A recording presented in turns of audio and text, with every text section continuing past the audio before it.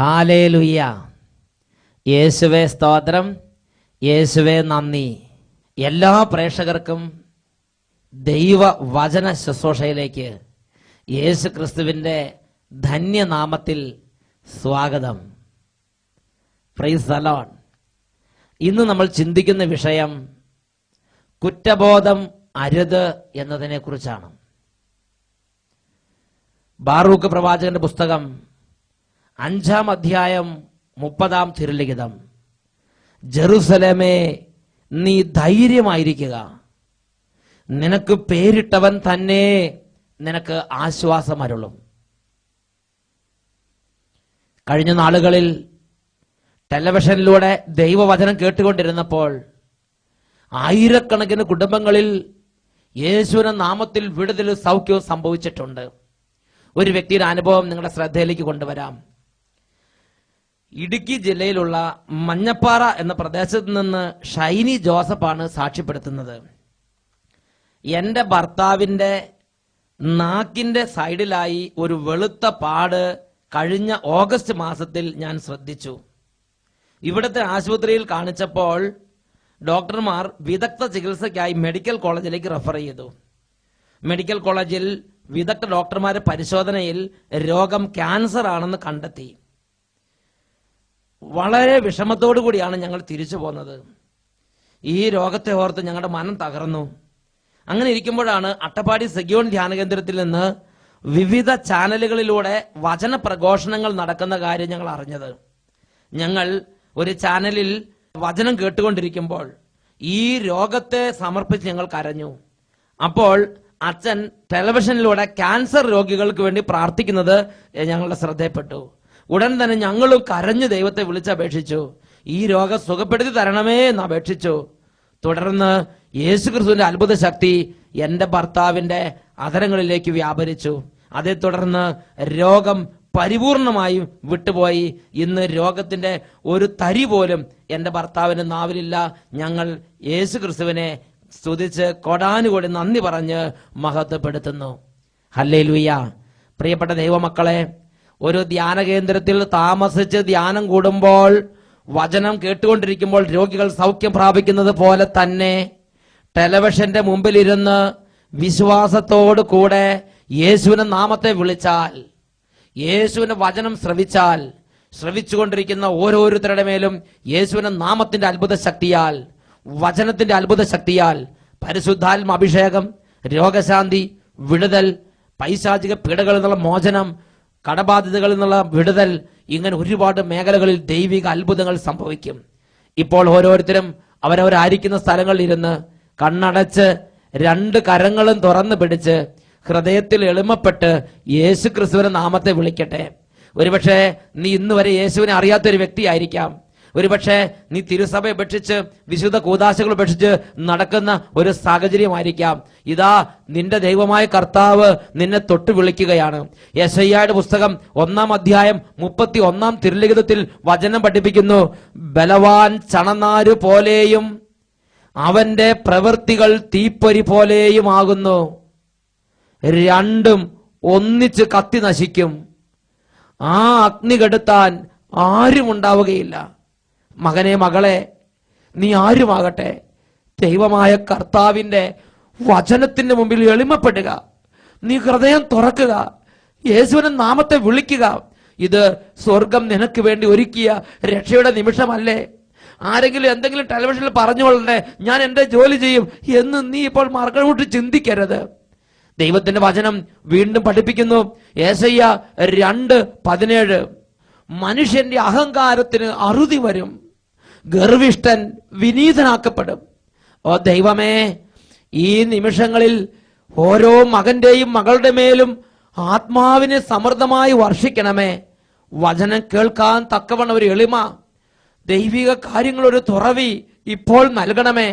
യെശയ്യായുടെ പുസ്തകം 66-ാം അധ്യായം 2-ാം തിരുലിഖിതം. ആത്മാവിൽ എളിമയും അനുതാപവും ഉണ്ടായിരിക്കുകയും എന്റെ വചനങ്ങൾ ശ്രവിക്കുമ്പോൾ വിറയ്ക്കുകയും ചെയ്യുന്നവനെയാണ് ഞാൻ കടാക്ഷിക്കുന്നത്. ഓ ദൈവമേ, അങ്ങയുടെ വചനത്തിനു മുമ്പിൽ എളിമയോടെ ദൈവഭയത്തോടെ നിലകൊള്ളാൻ ഓരോ കുടുംബങ്ങളെ ഇപ്പോൾ അഭിഷേകം ചെയ്യണമേ. അതിന് തടസ്സമായി നിൽക്കുന്ന താൻ പോരുമ ഭാവത്തിന്റെയും തന്നിഷ്ടത്തിന്റെയും എല്ലാ അരൂപികളും ശക്തികളും യേശുവിന്റെ നാമത്തിൽ ഇപ്പോൾ കുടുംബങ്ങളിൽ നിന്ന് വിട്ടുപോകട്ടെ എന്ന് പ്രാർത്ഥിക്കുന്നു. സൗഖ്യം പ്രാപിക്കാൻ, അഭിഷേകം പ്രാപിക്കാൻ, വിടുതൽ പ്രാപിക്കാൻ, വചനം കൊണ്ട് നിറയാൻ തടസ്സമായി നിൽക്കുന്ന അന്ധകാര പീഡകളെ, ദുരാത്മ സേനകളെ നസ്രായന്റെ നാമത്തിൽ ഇപ്പോൾ കൽപ്പിക്കുന്നു. ദൈവമക്കളിൽ നിന്നും കുടുംബങ്ങളിൽ നിന്നും വിട്ടുമാറിപ്പോവുക. ഹാലലുയ, ഹാലലുയ. യേശുവേ ആരാധന, ആരാധന. യേശുവേ ആരാധന, ആരാധന. യേശുവേ ആരാധന, ആരാധന. ലൂക്കായുടെ സുവിശേഷം 6-ാം അധ്യായം 19-ാം തിരുലിഖിതം. അവന്റെ ശരീരത്തിൽ നിന്ന് ശക്തി പുറപ്പെട്ട് എല്ലാവരെയും സുഖപ്പെടുത്തിക്കൊണ്ടിരുന്നു. 107-ാം സങ്കീർത്തനത്തിൽ 20-ാം തിരുലിഖിതം. അവിടുന്ന് തന്റെ വചനമയച്ച് അവരെ സുഖപ്പെടുത്തി, വിനാശത്തിൽ നിന്ന് വിടുവിച്ചു. ഈ വചനങ്ങൾ ഇപ്പോൾ അന്വർത്ഥമാകട്ടെ. വിനാശത്തിന്റെ പിടിയിലിരിക്കുന്നവർ, രോഗത്തിന്റെ പിടിയിലിരിക്കുന്നവർ, വലിയ ദുഃഖത്തിന്റെ പിടിയിലിരിക്കുന്നവർ, ആത്മഹത്യ ചിന്തയുടെ പിടിയിലിരിക്കുന്നവർ, കടബാധിതരുടെ ബന്ധത്തിലിരിക്കുന്നവർ, വലിയ പൈശാചിക പീഡകളിരിക്കുന്നവർ ഇപ്പോൾ യേശുവിന്റെ വചനത്തിന്റെ ശക്തിയാൽ വിടുതൽ പ്രാപിക്കട്ടെ. യേശുവിന്റെ വചനത്തിന്റെ അത്ഭുത ശക്തി കുടുംബങ്ങളുടെ മേൽ വ്യാപരിക്കട്ടെ. ഇപ്പോൾ ഇത് കേട്ടുകൊണ്ടിരിക്കുന്ന ഓരോ മകന്റെയും മകളുടെ ഹൃദയത്തിൽ നിന്ന് ഇന്ന് വരെ ഈ ഹൃദയത്തിൽ തളം കെട്ടി കിടക്കുന്ന ദുഃഖത്തിന്റെ കെട്ടുകൾ അഴിയട്ടെ, നിരാശയുടെ കെട്ടുകൾ അഴിയട്ടെ, സങ്കടത്തിന്റെ കെട്ടുകൾ അഴിയട്ടെ. ആത്മീയ അഭിഷേകം നിറയട്ടെ, വിശുദ്ധിയുടെ അഭിഷേകം നിറയട്ടെ, പരിശുദ്ധാത്മാവിന്റെ അഭിഷേകം നിറയട്ടെ, വചനത്തിന്റെ ദാഹം നിറയട്ടെ. ഹാലലുയ, ഹാലലുയ. യേശുവേ ആരാധന, ആരാധന. യേശുവേ സ്തോത്രം, യേശുവേ നന്ദി. യേശുവേ സ്തോത്രം, യേശുവേ നന്ദി. യേശുവേ സ്തോത്രം, യേശുവേ നന്ദി. Praise the Lord. ഹല്ലേലൂയ. ബാറൂക്കിന്റെ പുസ്തകം 5-ാം അധ്യായം 30-ാം തിരുലിഖിതം.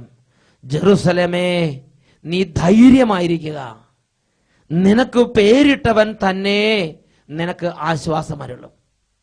അനേകം വ്യക്തികളുടെ ജീവിതത്തിൽ ഒരു തകർച്ച ഉണ്ടാകുമ്പോൾ, ഒരു രോഗം വരുമ്പോൾ, ഒരു മരണം സംഭവിക്കുമ്പോൾ, ഒരു അപകടമുണ്ടാകുമ്പോൾ, ബിസിനസ് തകരുമ്പോൾ അവർ ചിന്തിക്കുകയാണ്, ഇത് എൻ്റെ പാപം നിമിത്തമായിരിക്കും ഇങ്ങനെ സംഭവിച്ചത്. ഞാൻ അല്ലെങ്കിലും ഗതി പിടിക്കാൻ പോകുന്നില്ല, ഞാൻ പൊട്ടയാ, ഞാൻ ചീത്തയാണ്, എൻ്റെ കഴിഞ്ഞകാല ജീവിതം മോശമായിരുന്നു, അതുകൊണ്ടാണ് ഈ തകർച്ചകളെല്ലാം സംഭവിച്ചുകൊണ്ടിരിക്കുന്നത്. ഇങ്ങനെ ചിന്തിച്ചൊരു വ്യക്തിയെ ബൈബിളിൽ കാണുന്നുണ്ട്. രാജാക്കന്മാരുടെ 1-ാം പുസ്തകം 17-ാം അധ്യായം, അതിൽ 17-ഉം 18-ഉം തിരുലിഖിതങ്ങൾ. ഇതാ ദൈവം പ്രത്യേകം തെരഞ്ഞെടുത്ത ഒരു വിധവ, സറപ്തായിലെ വിധവ. അവളുടെ ഭവനത്തിലേക്കാണ് ദൈവം ഏലിയായെ അയച്ചിരിക്കുന്നത്. ഏലിയ വഴി ദൈവം ആ കുടുംബത്തിൽ വലിയ അത്ഭുതങ്ങൾ ചെയ്തു. ഏലിയായിലൂടെ ആ കുടുംബം ദൈവത്തെ അറിഞ്ഞു. ഏലിയായിലൂടെ ആ കുടുംബം ദൈവത്തിന്റെ ശക്തി അറിഞ്ഞു. അങ്ങനെ ദൈവത്തിന്റെ ശക്തിയിലും ദൈവത്തിന്റെ നന്മയിലും സന്തോഷിച്ച് ആ കുടുംബം അങ്ങനെ മുന്നോട്ട് പോയിക്കൊണ്ടിരിക്കുകയാണ്. പെട്ടെന്നാണ് അന്ധകാരം ആ കുടുംബത്തിലേക്ക് വന്നത്. അതാണ് 1 രാജാക്കന്മാർ 17-ാം അധ്യായം 17-ഉം 18-ഉം തിരുലിഖിതങ്ങൾ. ആ ഗൃഹനായികയുടെ മകൻ ഒരു ദിവസം രോഗബാധിതനായി. രോഗം മൂർച്ഛിച്ച് ശ്വാസം നിലച്ചു. അവൾ ഏലിയായോട് പറഞ്ഞു, ദൈവപുരുഷ, എന്തുകൊണ്ടാണ് അങ്ങ് എന്നോട് ഇങ്ങനെ ചെയ്തത്? എന്റെ പാപങ്ങൾ അനുസ്മരിപ്പിക്കാനും എന്റെ മകനെ കൊല്ലാനുമാണോ നീ ഇവിടെ വന്നിരിക്കുന്നത്?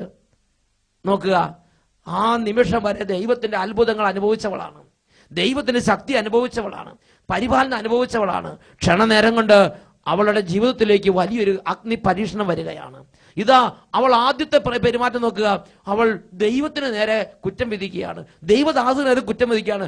എന്റെ മകനെ കൊല്ലാൻ വേണ്ടിയാണോ നീ ഇവിടെ വന്നിരിക്കുന്നത്? ഈ വിഷയത്തെക്കുറിച്ച് ഇതിനു മുമ്പ് ഒരു ദിവസം നാം ശ്രവിച്ചതാണ്. ഇപ്പോൾ നമ്മൾ ശ്രവിക്കേണ്ടതിന്റെ അടുത്ത ഭാഗമാണ്.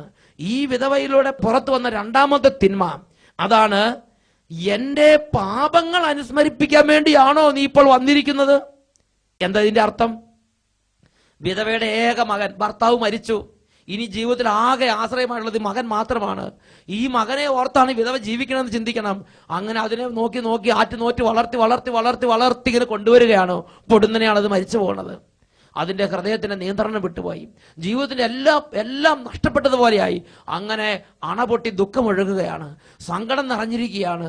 അങ്ങനെ സങ്കടം നിറഞ്ഞിരിക്കുന്ന സമയത്ത് ഈ വിധവയ്ക്ക് വിധവയുടെ പഴയകാല പാപങ്ങളെല്ലാം കൂടെ ഇങ്ങനെ തെളിഞ്ഞു വരികയാണ്. അപ്പോൾ വിധവ ചിന്തിക്കുകയാണ്, എൻ്റെ കഴിഞ്ഞകാല പാപങ്ങൾ നിമിത്തമാണ് ഈ മകൻ മരിക്കാൻ കാരണം. നോക്കുക, ആദ്യം അവൾ ദൈവദാസനെ കുറ്റം പറഞ്ഞു, ആദ്യം അവൾ ദൈവത്തെ കുറ്റം പറഞ്ഞു. ഇപ്പൊ അതാ മാറി, സ്വഭാവം മാറി. എന്റെ പാപങ്ങൾ നിമിത്തമാണ് ഇവൻ മരിക്കാൻ കാരണം. തന്റെ പാപങ്ങളെ ഓർത്ത് അവൾ കുറ്റബോധത്തിലേക്ക് പോവുകയാണ്, നിരാശയിലേക്ക് പോവുകയാണ്. നീയാണ് ഈ തകർച്ചയുടെ എല്ലാം കാരണം എന്നിപ്പോൾ സാത്താൻ പറയുകയാണ്. പ്രിയ ദൈവ പൈതലേ, നിന്റെ കുടുംബത്തിൽ കടബാധ്യത പെരുകി വരുമ്പോൾ, നിന്റെ കുടുംബത്തിൽ നീ വിചാരിക്കുന്ന പോലെ കാര്യങ്ങൾ നടക്കാതെ എല്ലാം ഒന്നിനു പുറകെ ഒന്നായി തകരുമ്പോൾ, ബിസിനസ് തകരുമ്പോൾ, കൃഷിയെല്ലാം നശിച്ചു പോകുമ്പോൾ, കുടുംബത്തിലെ മക്കളെല്ലാം തല്ലിപ്പിരിഞ്ഞ് നാനാവിധത്തിൽ പോകുമ്പോൾ, ഇതാ ഒന്നുകിൽ സാത്താൻ ദൈവത്തെ ദുഷിക്കാൻ നിന്നെ നിർബന്ധിച്ചുകൊണ്ടിരിക്കും, അല്ലെങ്കിൽ സ്വയം ശപിക്കാൻ സാത്താൻ നിന്നെ നിർബന്ധിക്കും. സാത്താന്റെ കയ്പിന്റെ വേരിറങ്ങി നിത്യനാശം സംഭവിപ്പാതിരിപ്പാൻ സൂക്ഷിച്ചു കൊള്ളുവീൻ. ഹല്ലേലൂയ. പ്രിയപ്പെട്ട ദൈവമക്കളെ, നിങ്ങൾക്ക് ലഭിച്ചിരിക്കുന്ന ദൈവകൃപ വ്യർത്ഥമാക്കരുതെന്ന് കർത്താവിന്റെ നാമത്തിൽ ഞാൻ നിങ്ങളോട് അപേക്ഷിക്കുന്നു. ദൈവം നട്ടതും ദൈവം പാകിയതും ദൈവം വളർത്തിക്കൊണ്ടുവരുന്നതുമായ ആത്മീയ അഭിഷേകത്തെ നശിപ്പിക്കാൻ സാത്താൻ പലതരത്തിലുള്ള നുണചിന്തകൾ ഹൃദയത്തിലേക്ക് വിതയ്ക്കും. അതിൽ വളരെ ഗൗരവമേറിയ നുണചിന്തയാണ് ഈ തകർച്ചയുടെ എല്ലാം കാരണം നിന്റെ തന്നെ പാപങ്ങളാണ്, നിന്റെ തന്നെ കഴിഞ്ഞകാല ജീവിതമാണ് ഈ തകർച്ചയുടെ എല്ലാം കാരണമെന്ന് സാത്താൻ ഹൃദയത്തിലേക്ക് പാകി വിതയ്ക്കുകയാണ്. പ്രിയപ്പെട്ട സഹോദരങ്ങളെ, ആ വിധവ അങ്ങനെ ചിന്തിക്കുകയാണ്. ഒരുപാട് വ്യക്തികളെ ഞാൻ കണ്ടിട്ടുണ്ട്. അവർ പറയുന്നത് ഞാൻ ശ്രവിച്ചിട്ടുമുണ്ട്. അവർ പറഞ്ഞെങ്ങനെയാണ്, എൻ്റെ മകൻ നശിച്ചു പോകാൻ കാരണം ഞാൻ തന്നെയാണ്, എൻ്റെ കുടുംബം നശിച്ചു പോകാൻ കാരണം ഞാൻ തന്നെയാണ്, എൻ്റെ ഭർത്താവ് ഇങ്ങനെ ആയിത്തീരാൻ കാരണം ഞാൻ തന്നെയാണ്, എൻ്റെ ബിസിനസ് നശിക്കാൻ കാരണം ഞാൻ തന്നെയാണ്. കാരണം എൻ്റെ കഴിഞ്ഞകാല ജീവിതത്തിൽ ഞാൻ ഒരുപാട് പാപം ചെയ്തിട്ടുണ്ട്. എൻ്റെ കഴിഞ്ഞകാല പാപങ്ങൾ ഇന്ന് എൻ്റെ ജീവിതത്തിൽ നശിപ്പിച്ചുകൊണ്ടിരിക്കുകയാണ്. ഞാനൊരു ചീത്തയാ, ഞാനൊരു പൊട്ടയാ, ഇതൊക്കെ ഞാൻ അർഹിക്കുന്നതാണ്, ഇതൊക്കെ ഞാൻ വരുത്തി വെച്ച വിനകളാണ്. ഇങ്ങനെ തകർച്ചയുടെ നടുവിൽ, വലിയ വേദനയുടെ നടുവിൽ സ്വയം ശപിക്കുന്ന ആളുകളെ നിരവധി കാണാൻ ഇടവന്നിട്ടുണ്ട്. പ്രിയപ്പെട്ട സഹോദരങ്ങളെ, ഇത് സമർപ്പിച്ച് ദൈവസന്നിധി പ്രാർത്ഥിച്ചപ്പോൾ ദൈവം വളരെ വ്യക്തമായി പഠിപ്പിച്ച ഒരു സംഗതിയുണ്ട്. ജ്ഞാനത്തിന്റെ പുസ്തകം 11-ാം അധ്യായം 24-ാം വാക്യം, ജ്ഞാനം 11:24 വചനം പഠിപ്പിക്കുന്നു, ദൈവം സൃഷ്ടിച്ച ഒന്നിനെയും ദൈവം വെറുക്കുന്നില്ല. വെറുത്തിരുന്നെങ്കിൽ അവിടുന്ന് സൃഷ്ടിക്കുമായിരുന്നില്ല. സാത്താൻ എന്താണ് പറയണത്? സാത്താൻ പറയണത്, നീ ഇതുപോലെ പാപങ്ങൾ ചെയ്തത് കൊണ്ട്, നീ ഇതുപോലെ തോന്നിവാസം നടന്നതുകൊണ്ട് നിന്റെ ദൈവത്തിന് നിന്നോട് ഇഷ്ടമല്ല, നിന്റെ ദൈവത്തിന് അനുഗ്രഹം നിന്റെ കൂടെ ഇല്ല, നീ നശിക്കും, നീ ചീത്തയാ, നീ പൊട്ടയാ, നീ ഗുണമില്ലാത്ത, നീ ഒന്നും ഗതി പിടിക്കില്ല. ഇങ്ങനെ സാത്താൻ ഹൃദയത്തിൽ സ്വയം ശപിക്കാൻ വേണ്ടി സ്വയം വെറുപ്പിന്റെ, നിരാശയുടെ, കുറ്റബോധത്തിന്റെ ചിന്തകളെ പാകി പെരുപ്പിക്കും. Praise the Lord. എന്നാൽ ദൈവം പറയാണ്, മകനെ, മകളെ, നീ എത്രമാത്രം പാപത്തിന്റെ അങ്ങേ അറ്റത്തിരിക്കുന്ന ഒരു വ്യക്തിയാണെങ്കിലും ശരി, ഇതാ എന്റെ ഹൃദയം നിന്നോട് പറയുന്നു, ഞാൻ സൃഷ്ടിച്ച ഒന്നിനെയും ഞാൻ വെറുക്കുന്നില്ല. വെറുത്തിരുന്നെങ്കിൽ ഞാൻ സൃഷ്ടിക്കുമായിരുന്നില്ല. ജ്ഞാനം 11:24 നാം ഇത് വായിക്കുന്നത്. വീണ്ടും ജെറമിയ പ്രവാചകന്റെ പുസ്തകത്തിൽ 31-ാം അധ്യായത്തിൽ 37-ാമത്തെ വാക്യത്തിൽ വചനം പഠിപ്പിക്കുകയാണ്, മുകളിൽ ആകാശത്തിന്റെ അളവെടുക്കാനും താഴെ ഭൂമിയുടെ അടിസ്ഥാനങ്ങൾ കണ്ടുപിടിക്കാനും നിങ്ങളിൽ ആർക്കെങ്കിലും കഴിയുമോ? എങ്കിൽ മാത്രമേ സ്വന്തം പ്രവർത്തികൾ നിമിത്തം ഇസ്രായേൽ സന്തതികളെ ഞാൻ തള്ളിക്കളയുകയുള്ളൂ. സൈന്യങ്ങളുടെ കർത്താവ് അരുളി ചെയ്യുന്നു. മുകളിൽ ആകാശത്തിന് അളവെടുക്കാനും താഴെ ഭൂമിയുടെ അടിസ്ഥാനങ്ങൾ കണ്ടുപിടിക്കാനും നിങ്ങൾ ആർക്കെങ്കിലും കഴിയുമോ? എങ്കിൽ മാത്രമേ പ്രവർത്തികൾ നിമിത്തം ഇസ്രായേൽ സന്തതികളെ ഞാൻ തള്ളിക്കളയുകയുള്ളൂ എന്ന് ദൈവമായ കർത്താവ് വ്യക്തമായി പഠിപ്പിക്കുകയാണ്. ഹല്ലേലൂയ. പ്രിയപ്പെട്ട സഹോദരങ്ങളെ, എന്റെയും നിങ്ങളുടെ ജീവിതത്തിൽ പാപം ഉണ്ടാവും, എന്റെയും നിങ്ങളുടെ ജീവിതത്തിൽ വീഴ്ചകൾ ഉണ്ടാവും, എന്റെയും നിങ്ങളുടെ ജീവിതത്തിൽ പരാജയം ഉണ്ടാവും. ഞാനും നിങ്ങളും എന്ത് ചെയ്യണം? ദൈവത്തിന്റെ വചനം വ്യക്തമായി പഠിപ്പിക്കുകയാണ്. യെശയ്യായുടെ പുസ്തകം 1-ാമത്തെ അധ്യായം 18-ാമത്തെ തിരുലിഖിതം, കർത്താവ് അരുളി ചെയ്യുന്നു, വരുവിൻ നമുക്ക് രമ്യതപ്പെടാം. നിന്റെ പാപങ്ങൾ കടും ചമപ്പാണെങ്കിലും അത് മഞ്ഞുപോലെ വെണ്മയുള്ളതായി തീരും. അത് രക്തവർണ്ണമെങ്കിലും കമ്പിളി പോലെ ഞാൻ വെളുപ്പിക്കും. അനുസരിക്കാൻ സന്നദ്ധരെങ്കിൽ നിങ്ങൾ ഐശ്വര്യം ആസ്വദിക്കും. കടും ചമപ്പാണ് നിന്റെ പാപമെങ്കിലും, നിന്റെ പാപങ്ങൾ കടും ചമപ്പാണെങ്കിലും അത് കമ്പിളി പോലെ ഞാൻ വെളുപ്പിക്കും. രക്തവർണ്ണമെങ്കിലും അത് ഞാൻ മഞ്ഞു പോലെ വെളുപ്പിക്കുമെന്ന് ദൈവം വളരെ വ്യക്തമായി ദൈവത്തിന്റെ മക്കൾക്ക് വെളിപ്പെടുത്തി തരികയാണ്. വരുവിൻ നമുക്ക് രമ്യതപ്പെടാം, വരുവിൻ നമുക്ക് രമ്യതപ്പെടാം. കുറ്റബോധത്തിൽ ഇരിക്കരുത്, നിരാശയിൽ ഇരിക്കരുത്. ദൈവം വിളിക്കുകയാണ്, വരിക, വരിക, വരിക. യെശയ്യായുടെ പുസ്തകം 65-ാം അധ്യായം അതിൽ 2-ാമത്തെ തിരുലിഖിതം, സ്വന്തം ആലോചനകളെ പിന്തുടർന്ന് വഴിതെറ്റി നടക്കുന്ന കലഹപ്രിയരായ ഒരു ജനത്തിന് നേരെ ദിവസം മുഴുവനും ഞാൻ എൻ്റെ 2 കരങ്ങളും നീട്ടിപ്പിടിച്ചിരുന്നു. സ്വന്തം ആലോചനകളെ പിന്തുടർന്ന് വഴിതെറ്റി നടക്കുന്ന കലഹപ്രിയരായ എൻ്റെ ജനത്തിന് നേരെ, സ്വന്തം ജനത്തിന് നേരെ ഞാൻ ദിവസം മുഴുവനും 2 കരങ്ങൾ നീട്ടി, വരിക നമുക്ക് രമ്യതപ്പെടാം, വരിക നമുക്ക് രമ്യതപ്പെടാം എന്ന് പറഞ്ഞ് കർത്താവ് കരം നീട്ടി നിൽക്കുന്നു എന്നാണ് യെശയ്യാ 65 അധ്യായം 2 വാക്യത്തിൽ വെളിപ്പെടുത്തിയിരിക്കുന്നത്. പ്രിയപ്പെട്ട സഹോദരങ്ങളെ, ഞാനും നിങ്ങളും ഒരു പാപത്തിൽ വീണു, ഒരു പാപത്തിൽ അധപതിച്ചു. ദൈവം എന്നെ നിങ്ങൾ വെറുക്കുന്നു എന്ന് ചിന്തിക്കരുത്. വചനം ജോബിന്റെ പുസ്തകത്തിൽ 36 അധ്യായത്തിൽ 5 വാക്യം, ദൈവം സർവശക്തനാണ്, അവിടുന്ന് ഒരുവനെയും വെറുക്കുന്നില്ല. ദൈവം സർവശക്തനാണ്. നമ്മൾ വിചാരിക്കുന്ന പോലെ നമ്മൾ ചെറിയ തെറ്റ് ചെയ്തു. നിങ്ങൾ ചിന്തിച്ചു നോക്കിയേ, ഒരു ചൂട്ട് കത്തിച്ച് സമുദ്രത്തെ ചൂടാക്കാൻ നിങ്ങൾ ചിന്തിക്കുന്നുണ്ടോ? ഒരു ചൂട്ട് കത്തിച്ചാൽ സമുദ്രത്തെ തിളപ്പിക്കാൻ പറ്റുമോ? അതാണ് ജോബിന്റെ പുസ്തകം 36 അധ്യായം 5 വാക്യത്തിൽ പറയുന്നത്. ദൈവം ഒരു നിസ്സാര ഡൂക്കിരി മനുഷ്യനല്ല. ദൈവം ഇന്ന് വരെ ലോകം കണ്ടിട്ടുള്ളതിൽ വെച്ച് ആർക്കും ഭാവന കാണാൻ പറ്റാത്തത്ര ദൈവം സർവശക്തനായ ദൈവമാണ്. അവിടുന്ന് ഓരോ 1-2 പാപങ്ങൾ നമ്മൾ ചെയ്യുമ്പോഴേക്കും അവിടുന്ന് പ്രകോപിതനായി നമ്മളെ വെറുക്കുന്നില്ല. ദൈവം സർവശക്തനാണ്, അവിടുന്ന് എൻ്റെ പാപങ്ങളെ പ്രതി എന്നെ വെറുക്കുന്നില്ല എന്ന് ജോബ് 36:5 വ്യക്തമായി പഠിപ്പിക്കുകയാണ്. ഹല്ലേലൂയ. ഈ നിമിഷങ്ങളിൽ നമുക്ക് പ്രാർത്ഥിക്കാം. 2 കരങ്ങൾ നമുക്ക് മാറോട് ചേർത്ത് വെക്കാം, കണ്ണുകൾ അടയ്ക്കാം. ദൈവമേ, ആ വിധവത്തള്ള തൻ്റെ മകന്റെ നിര്യാണത്തിൽ മനം കലങ്ങി കയ്പ് നിറഞ്ഞ് ദൈവദാസനെ ദുഷിച്ച് തന്നെ ശപിച്ച് എൻ്റെ പാപങ്ങൾ നിമിത്തമാണ്, എൻ്റെ കഴിഞ്ഞകാല പാപങ്ങളാണ് ഈ നാശത്തിനെല്ലാം കാരണമെന്ന് ചിന്തിച്ച് കലങ്ങി. ഓ ദൈവമേ, ജീവിതത്തിൽ പലപ്പോഴും എൻ്റെയും സ്ഥിതി അത് തന്നെയാണല്ലോ. ഓരോ തകർച്ച വരുമ്പോൾ ഞാൻ ചിന്തിക്കുകയാണ്, ഞാൻ തന്നെയാണ് ഈ തകർച്ചയ്ക്ക് കാരണം. എൻ്റെ മകൻ ഇങ്ങനെ ആയതിന് കാരണം ഞാനാണ്. എൻ്റെ ഈ എല്ലാ ദുസ്ഥിതിക്കും കാരണം എൻ്റെ പാപങ്ങളാണ്. ഞാൻ നശിച്ചു കാരണം എൻ്റെ പാപങ്ങൾ അത്രമാത്രമാണ്. എൻ്റെ ഹൃദയത്തിൽ ഒരു പ്രത്യേക തരത്തിലുള്ള ഒരു കുറ്റബോധം, എന്നെ കുറ്റപ്പെടുത്തുന്ന ഒരു അവസ്ഥ ഞാൻ കാണുകയാണ്. എൻ്റെ ഹൃദയത്തിൻ്റെ കുറ്റബോധത്തിലേക്ക് യേശുവേ എഴുന്നള്ളി വരണമേ. സ്വയം ശപിക്കുന്ന അവസ്ഥകളിലേക്ക് യേശുവേ എഴുന്നള്ളി വരണമേ. എൻ്റെ മനസ്സിൻ്റെ ഉള്ളറകളിലേക്ക് അങ്ങയുടെ സ്നേഹം നിറയ്ക്കണമേ. അവിടുന്ന് ബാറൂക്കിന്റെ പുസ്തകം 5 അധ്യായം 31 വാക്യത്തിൽ പറഞ്ഞിട്ടുണ്ടല്ലോ, ജെറുസലേമേ നീ ധൈര്യമായിരിക്കുക, നിനക്ക് പേരിട്ടവൻ തന്നെ നിനക്ക് ആശ്വാസത്തിനുണ്ട്, നിനക്ക് പേരിട്ടവൻ തന്നെ നിനക്ക് ആശ്വാസത്തിനുണ്ട്. യെശയ്യാ 51:15-16 വളർന്ന് പഠിപ്പിച്ചു, തിരമാലകൾ അലറും വിധം കടലിനെ ക്ഷോഭിപ്പിക്കുന്ന ഞാനാണ് നിന്റെ ദൈവമായ കർത്താവ്, സൈന്യങ്ങളുടെ കർത്താവ് എന്നാണ് എൻ്റെ നാമം. ആകാശത്തെ വിരിച്ചും ഭൂമിക്ക് അടിസ്ഥാനമിട്ടും സിയോനോട് നീ എൻ്റെ ജനമാണെന്ന് പറഞ്ഞും എൻ്റെ വചനം ഞാൻ നിന്റെ ആദരങ്ങളിൽ നിക്ഷേപിച്ചിരിക്കുന്നു. ഭയപ്പെടണ്ട, ഭയപ്പെടണ്ട, എൻ്റെ കരത്തിന്റെ തണലിൽ ഞാൻ നിന്നെ മറച്ചിരിക്കുന്നു. കരത്തിന്റെ തണലിൽ മറയ്ക്കുന്ന ദൈവമേ, സാന്നിധ്യത്തിന്റെ മറവിൽ ഒളിപ്പിക്കുന്ന കർത്താവേ, ജീവിതത്തിന്റെ തകർന്ന ചിന്തകളിലേക്ക്, തെറ്റായ മനസ്സിന്റെ താളം തെറ്റിയ അവസ്ഥകളിലേക്ക് കടന്നു വന്ന് കുറ്റബോധത്തിന്റെയും സ്വയം വെറുപ്പിന്റെയും സ്വയം ശാപത്തിന്റെയും എല്ലാ തരത്തിലുള്ള സ്വയം വലിയുന്ന പ്രകൃതത്തിന്റെയും മേൽ അവിടുത്തെ സ്നേഹം നിറയ്ക്കണമേ. അത്ഭുതം ചൊരിയണമേ. കരങ്ങൾ ഉയർത്തി ആരാധിക്കട്ടെ. Hallelujah, hallelujah, hallelujah. ഇപ്പോൾ സൗഖ്യത്തിന്റെ അഭിഷേകം വ്യാപരിക്കട്ടെ. ഒരുപാട് നാളുകളായി കുറ്റബോധത്തിന് പിടികിടക്കുന്നവർ, സംശയരോഗത്തിന് പിടികിടക്കുന്നവർ യേശുവിന്റെ നാമത്തിൽ സൗഖ്യം പ്രാപിക്കട്ടെ. സാത്താൻ ഓരോ മകനെയും മകളെയും ബന്ധിക്കാൻ വേണ്ടി തലമുറകളെ ഒരുക്കിയിട്ടുള്ള എല്ലാ ചങ്ങലകളെയും യേശുവിന്റെ നാമം അയച്ച് ഇപ്പോൾ ഛിന്ന ഭിന്നമാക്കുന്നു. വിട്ടുമാറി പോകട്ടെ. Hallelujah, hallelujah. യേശുവേ ആരാധന, ആരാധന.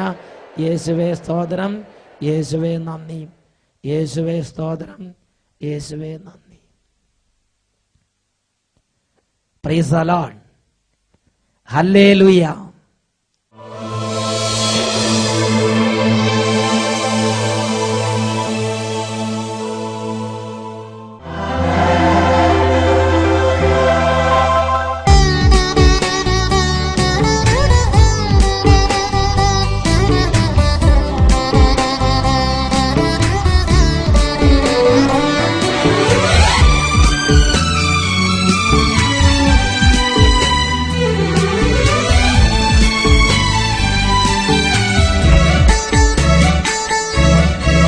പകരങ്ങളില്ലാത്ത സ്നേഹം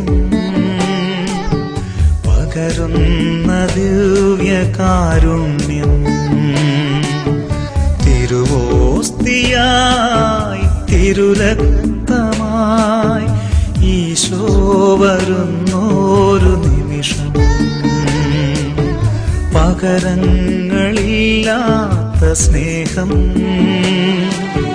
പകരുന്ന ദിവ്യകാരുണ്യം തിരുവോസ്തിയായി തിരുരക്തമായി ഈശോ വരുന്നൊരു നിമിഷം നീ എന്റെ സ്വന്തം ഞാൻ നിന്റെ സ്വന്തം ഇനി എന്ത് സ്വർഗീയ ഭാഗ്യം നീ എന്റെ സ്വന്തം ഞാൻ നിന്റെ സ്വന്തം ഇനി എന്ത് സ്വർഗീയ ഭാഗ്യം. സങ്കീർത്തനം 56 അധ്യായം 8 തിരുലിഖിതം. അവിടുന്ന് എന്റെ അലച്ചിലുകൾ എണ്ണിയിട്ടുണ്ട്, എന്റെ കണ്ണുനീർ കണങ്ങൾ അവിടുന്ന് കുപ്പിയിൽ ശേഖരിച്ചിട്ടുണ്ട്, അവ അങ്ങയുടെ ഗ്രന്ഥത്തിലുണ്ടല്ലോ.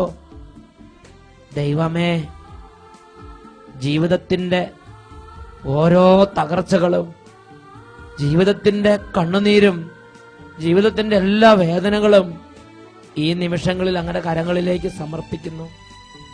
സങ്കീർത്തന പുസ്തകം 55 അധ്യായം 22 വാക്യം. നിന്റെ ഭാരം കർത്താവിനെ ഏൽപ്പിക്കുക, അവിടുന്ന് അത് താങ്ങിക്കൊള്ളും. ഇരുകരങ്ങൾ ഉയർത്തി എല്ലാ വേദനകളും കർത്താവിലേക്ക് സമർപ്പിച്ച് യേശുവിനെ ആരാധിക്കട്ടെ. Hallelujah, hallelujah, hallelujah. യേശുവേ, അങ്ങയുടെ നാമത്തിന്റെ അത്ഭുത ശക്തി വ്യാപരിക്കട്ടെ.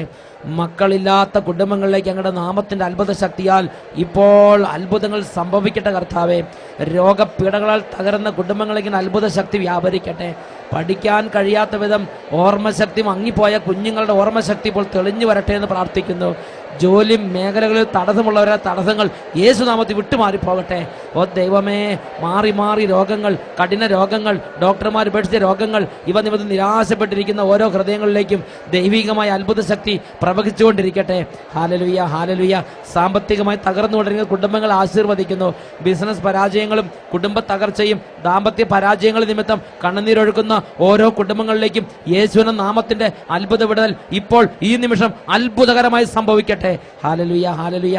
യേശുവേ ആരാധന, യേശുവേ ആരാധന, യേശുവേ സ്തോത്രം, യേശുവേ നന്ദി, യേശുവേ സ്തോത്രം, യേശുവേ നന്ദി. നീ എന്റെ സ്വന്തം ഞാൻ നിന്റെ സ്വന്തം ഇനി എന്ത് സ്വർഗീയ ഭാഗ്യം നീ എന്റെ സ്വന്തം ഞാൻ നിന്റെ സ്വന്തം ഇനി എന്ത് സ്വർഗീയ ഭാഗ്യം.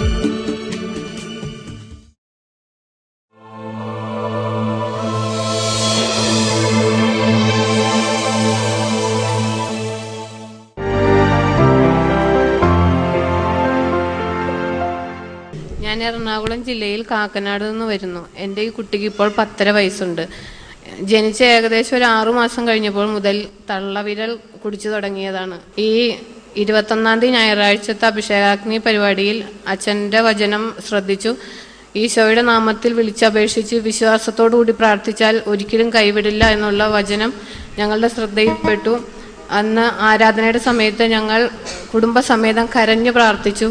അതിശയമായിട്ട് പിന്നെ കുട്ടിക്ക് കൈ വായിലേക്ക് വന്നിട്ടില്ല. ഒരു സെക്കൻഡ് ഫ്രീ ആയി കിട്ടിയ കൈ വായിൽ ഒരു സെക്കൻഡ് പോലും വായിന്ന് കൈ എടുക്കാൻ പറ്റില്ലായിരുന്നു കുട്ടിക്ക്. കുട്ടി കമന്ന് കിടന്നേ ഉറങ്ങുകളായിരുന്നു. ഇപ്പൊ അത് മലർന്ന് കിടന്നുറങ്ങും. എങ്ങനെ വേണമെങ്കിലും തിരിഞ്ഞും മറിഞ്ഞും കിടക്കാം. വീട്ടിൽ ഇരുന്ന് ടെലിവിഷനിൽ എല്ലാ ഞായറാഴ്ച 8:30 വരുന്ന അഭിഷേകാഗ്നി പ്രോഗ്രാമിന്റെ സമയത്ത് ആരാധനയുടെ സമയത്ത് കരഞ്ഞങ്ങോട്ട് പ്രാർത്ഥിച്ച് ജീവിക്കും ദൈവം അവിടെ അങ്ങോട്ട് ഇടപെട്ട്. ഒരു സെക്കൻഡ് പോലും വായിൽ നിന്ന് കൈയെടുക്കാൻ പറ്റാത്ത വിധം അങ്ങനത്തെ ഒരു അഡിക്ഷൻ ആയിരുന്നു ആ കുട്ടിക്ക്.